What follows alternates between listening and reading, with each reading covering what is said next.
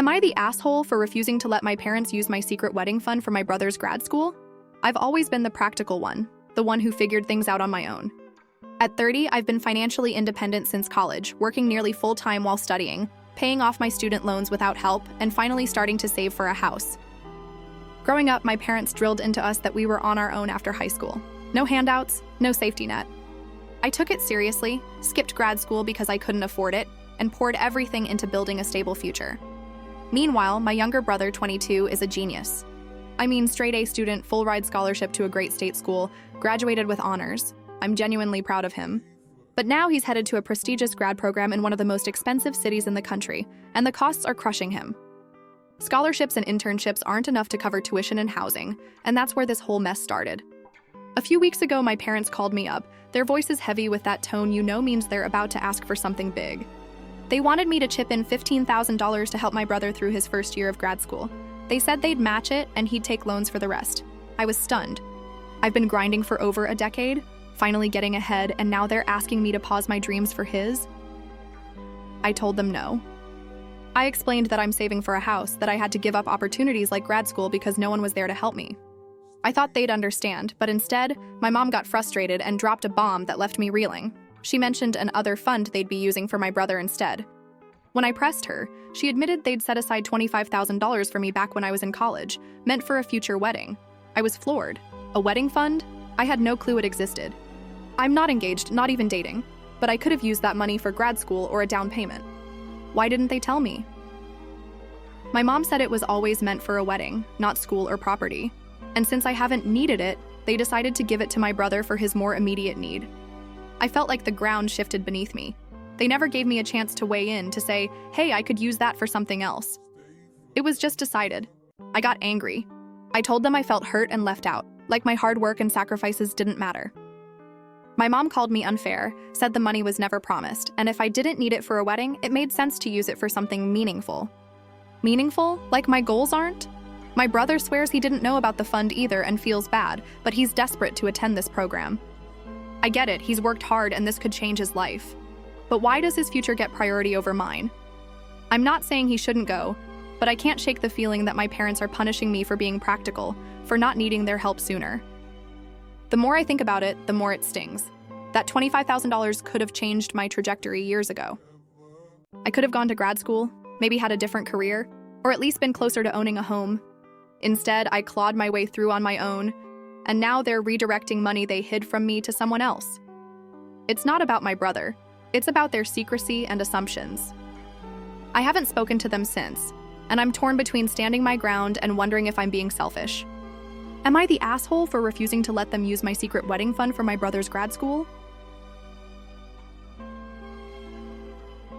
Am I the asshole for refusing to be the designated driver and walking out on my family's New Year's Eve party?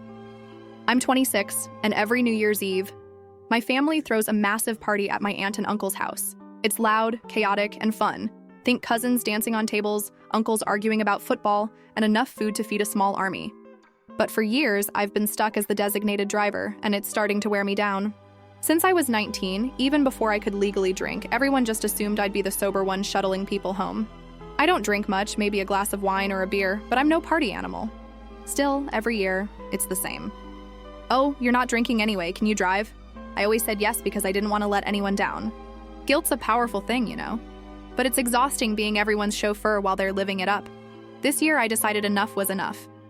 Weeks before the party, I told everyone I wasn't driving. I wanted to enjoy myself, maybe have a couple of drinks, and not worry about who's too sloshed to get home. I even warned my cousin, who gets blackout drunk every time, and she nodded like she got it. I thought I was clear. But when I got to the party, it was the usual scene. Laughter, clinking glasses, and my uncle's terrible karaoke. I was actually having fun, sipping a beer, joking with my cousins. Then, around 11 p.m, Imshiro, my cousin stumbled over, her words slurring, and asked if I was ready to drive everyone home. I reminded her I wasn't driving this year. Her face twisted like I'd betrayed her. "Come on, you always drive, don't be a bitch," she said. I was floored. Bitch? For wanting one night off? I tried to stay calm, explaining I just wanted to enjoy the party like everyone else. But then my aunt overheard and pulled me aside. She launched into this lecture about how we'd agreed last year I'd drive, how they rely on me, and how Uber is unsafe. I'd already had 3 beers, so I told her I wasn't even legal to drive. She kept pushing, saying I'm the only one who doesn't get too drunk, and it's my duty to help family. Duty? I'm not their personal taxi service, I snapped. I told them it's not my job to be DD every year just because I don't get wasted. They needed to figure out their own rides. The room got quiet, and my aunt called me selfish, saying I was letting the family down. I felt the weight of everyone's eyes on me, and I just couldn't take it anymore. I grabbed my coat and left. I spent the rest of New Year's Eve at home with my boyfriend, eating leftover pasta and watching Netflix. It was honestly kind of nice, but my phone blew up with texts from family calling me dramatic and selfish, saying I ruined the night. They said everyone was disappointed and demanded an apology. I found out later they all got home fine. Some took Ubers, others crashed at my aunt's. So what was the big deal? I get that I walked out, and maybe that was harsh, but I'm tired of being the doormat. I just wanted one night to be part of the fun, not the responsible one cleaning up everyone's mess. Now they're acting like I betrayed them, and I'm wondering if I overreacted. Am I the asshole for refusing to be the designated driver and walking out on my family's New Year's Eve party? Am I the asshole for kicking my mother-in-law out after she tried to redecorate our nursery? I'm 26, 32 weeks pregnant with my first child, and my husband Felix, 27, has been my rock through this whole journey. Felix is a builder, so when we found out we were expecting, we got to work on the nursery right away. We wanted it done early, no last-minute stress. We agreed on a calm, minimalist vibe, soft grays, wooden accents, and a few stuffed animals for warmth. It's practically finished, and I love it. It feels like our little haven for the baby. But my mother-in-law, Linda, has been making it her mission to mess with that vision, and it's driving me up the wall. Linda's always been a lot. She's the type who gives backhanded compliments and thinks she knows best about everything. Since I got pregnant, she's been better, mostly. She still makes snide comments, like telling me to lose some weight for the baby's health, knowing I struggled with anorexia years ago. I usually bite my tongue and let Felix handle her, but lately she's been showing up uninvited. I work from home and she'll just waltz in, ask me to make her lunch, and then head straight for the nursery. She's been rearranging things, moving pillows, swapping out decor, and once, she brought an entire IKEA bag of stuff that clashed with our style. I'd smile, say, "Thanks for the thought," and quietly put things back after she left. But it was starting to feel like she was marking her territory in my baby's space. Yesterday, she pushed me over the edge. She showed up unannounced, looked me up and down in my joggers, and said, "Really? Thank God Felix isn't here." I was already exhausted from a sleepless night and a mountain of work, but I let it slide. Then she marched into the nursery, noticed I'd removed some fairy lights she'd hung near the crib and a pillow she'd added, and started interrogating me. I explained they were safety hazards, fairy lights by a crib, no way. She rolled her eyes and launched into this speech about how she raised 3 kids, how I should take her advice, and then, staring right at me, said, "You're really not going to be a good mother at this rate." I froze. The words hit like a punch. Maybe it was the pregnancy hormones, maybe it was the exhaustion, but I couldn't take it anymore. I told her to get out of my house. My voice was shaking, but I meant it. She got huffy, grabbed her things, and stormed out. Now I'm second-guessing myself. Felix says he'll talk to her and make it clear she can't rearrange anything without our permission, but I'm wondering if I overreacted. I know Linda means well in her own pushy way, and maybe I could have handled it more calmly. But this is our baby, our home, our space.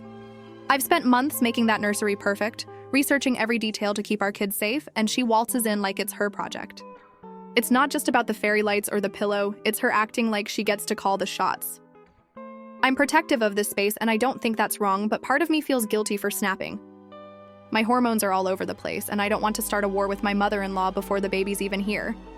Felix is on my side, but I can tell he's stressed about keeping the peace. Am I the asshole for kicking my mother-in-law out after she tried to redecorate our nursery? Am I the asshole for telling my coworker why customers might not like her service style? I'm a server at a busy restaurant, and it's a high-energy job. Plates flying, customers chatting, and the holiday season making everything 10 times crazier. A few months ago, a new coworker, Sarah, started working with us. She moved here from Georgia for college and brought this over-the-top Southern charm vibe. She calls everyone honey or sweetie, lays on the accent thick, and chats up customers like they're old friends. At first, it seemed cute, but it's been causing problems.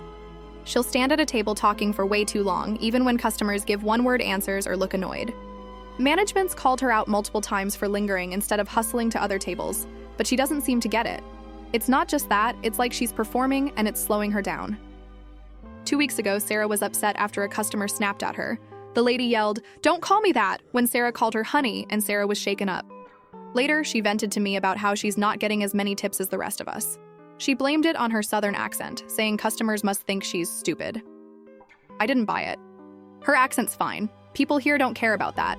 It's her style that's the issue. She asked me for advice, and I figured she wanted honesty, so I gave it to her. I told her she's probably losing tips because she takes too long to bring out food and drinks, spending half her shift making small talk. I also said the pet names like honey can come off as condescending, especially to strangers in a fast-paced city like ours. It's not how things work here. Sarah didn't take it well. Her face tightened and she said she wasn't going to start being rude to customers just to make more money. I tried to explain it's not about being rude, it's about reading the room. Customers want their food, not a conversation, and calling strangers sweetie can feel off. Plus, when she's chatting up one table, others are waiting, and that hurts her service. She got quiet, and since then, she's been avoiding me. I've caught her shooting me dirty looks across the restaurant, and she barely responds when I try to talk to her. It's awkward, especially since we're on the same shifts. I'll admit I was stressed when we talked. Christmas season at the restaurant is chaos. Tables are packed, orders pile up, and we're all running on fumes. Maybe I could have been gentler, but she asked for feedback, and I thought I was helping. I've seen customers roll their eyes when she lingers or calls them darling, and I know it's costing her tips. I wasn't trying to be mean, just real. Part of me wonders if I should have sugarcoated it or stayed out of it altogether. She's new, and maybe she's still figuring things out. But if she's asking why her tips are low, isn't it better to tell her the truth than let her keep bombing? Now the tension's making work harder, and I'm questioning if I crossed a line. I don't want to be the jerk who makes her feel bad about her personality, but I also think she needs to adapt to how things work here. The restaurant's a team, and when one person's off, it affects everyone. Am I the asshole for telling my coworker why customers might not like her service style? Am I the asshole for shutting down in therapy after my mom accused me of lying about my stepdad? I'm 16, and my life's been a roller coaster since my mom married her husband 3 years ago. My dad passed away when I was younger, and it's been just me and mom for a long time. When she started dating this guy, I tried to be open, but things got messy fast. 2 months before they moved in together, they sat me down and asked if I was okay with us becoming a family of 3. Mom talked about how great it'd be to have a man around, how I'd have a dad again, and how her husband was excited to step into that role. He even said he had big plans for us on Father's Day. This was February 3 years back. I was clear. I didn't want another dad, wouldn't call him that, and wasn't going to celebrate Father's Day with him. I loved my dad, and no one's replacing him. They laughed it off like I was joking and moved forward anyway. Every Father's Day since has been a battle. I spend it alone, honoring my dad in my own way, but my stepdad pushes to be included, and mom backs him up. This year, he lost it. He threw a tantrum saying I was supposed to spend the day with him and that he didn't sign up to be nothing to me. I stood my ground, but it sparked a huge fight. By July, they insisted we start group therapy to fix why I won't let us be a family. I didn't want to go, but I agreed, hoping we could sort things out. It's been rough. Mom and her husband dominate every session, and I barely get a word in. Then, in August, Mom accused me of lying. She claimed I'd promised to bond with her husband, agreed to call him Dad, and said I'd celebrate Father's Day. She said I gave them hope I'd be part of their family, and then betrayed them by not following through. It was like she rewrote history. I was furious. I never said those things. I was crystal clear from the start. In the next session, the therapist asked me to share my side. I tried, but Mom kept interrupting, calling me a vicious liar and telling the therapist to shut up. I laid out exactly what I'd said 3 years ago, but Mom doubled down, spinning this sob story about how my lies hurt her and ruined her marriage. I felt like I was drowning. The therapist couldn't get her to apologize or even listen. After that, I shut down. For over a month, I stopped talking in sessions, just zoning out. 2 weeks ago, they noticed and called me out. Last week, I finally spoke, saying I was done engaging until Mom apologizes for calling me a liar. Now they're pissed, saying I'm wasting everyone's time by sabotaging therapy. I get why they're frustrated. Therapy's expensive, and me being silent isn't helping. But I'm so tired of being painted as the bad guy. I didn't lie. I've been honest about how I feel, and they keep steamrolling me. My stepdad wants a role I never agreed to give him, and Mom's rewriting the past to make me the problem. I'm not trying to destroy her marriage, I just want to grieve my dad and live my truth. The therapist seems stuck, and I feel like I'm screaming into a void. Part of me wonders if I should just play along to keep the peace, but I can't bring myself to fake it. Am I the asshole for shutting down in therapy after my mom accused me of lying about my stepdad? Am I the asshole for refusing to label my wedding cake as vegan when a guest felt tricked? My husband and I, both 30 and vegan for years, wanted our wedding to reflect who we are. We planned a beautiful plant-based celebration, from the appetizers to the 3-tiered cake adorned with edible flowers. We made it clear on the invites and during planning that all the food, including the cake, would be vegan. No one raised a fuss. Most guests were excited to try something new, and we worked hard to make sure the menu was delicious and inclusive. The day went off without a hitch, laughter, dancing, and compliments on the food. But as the reception wound down, my husband's aunt, Linda, pulled me aside, and I could tell from her pursed lips that trouble was brewing. Linda was visibly upset, her voice sharp as she called it disrespectful to have a vegan cake on display. She said it felt like we were pushing our lifestyle on everyone, tricking guests into eating something they didn't sign up for. I was baffled. The cake was just dessert. Nobody complained, and plates were practically licked clean. I explained it wasn't about making a statement. It was our wedding, and we chose what we loved. She demanded I either move the cake off the main table or put up a sign labeling it vegan so people weren't deceived. I held my ground. First, it was our day, not hers. Second, the cake wasn't propaganda, it was food. Third, everyone knew the deal going in. Why would I slap a warning label on a dessert that was already a hit? Linda wouldn't let it go. She said guests deserved to know what they were eating, as if vegan cake was some kind of scandal. I pointed out that no one else seemed to care. People were raving about the rich chocolate layers and buttercream frosting. But she kept pushing, saying it was about transparency. I refused again, trying to keep my cool, but she stormed out, muttering about how inconsiderate I was. Later, my in-laws called, saying I should have compromised to avoid drama, maybe just put up a sign to keep the peace. My husband agrees with me but thinks a label might have shut her up. I'm not so sure. It feels like giving in to her tantrum would have set a precedent for her to meddle in our choices. The whole thing feels absurd. Linda didn't have an issue with the vegan main course or desserts earlier in the night. She ate plenty. It was just the cake that set her off, maybe because it looked normal and didn't fit her idea of vegan food. I get that some people have strong feelings about dietary choices, but we weren't hiding anything. The invites said vegan menu, and we answered questions about it beforehand. If she felt tricked, that's on her, not us. Still, I'm second-guessing myself. Weddings are emotional, and maybe I could have avoided the blow-up with a small gesture. But it's our wedding, our cake, our moment. Why should I have to label something we love to appease one person's weird hang-up?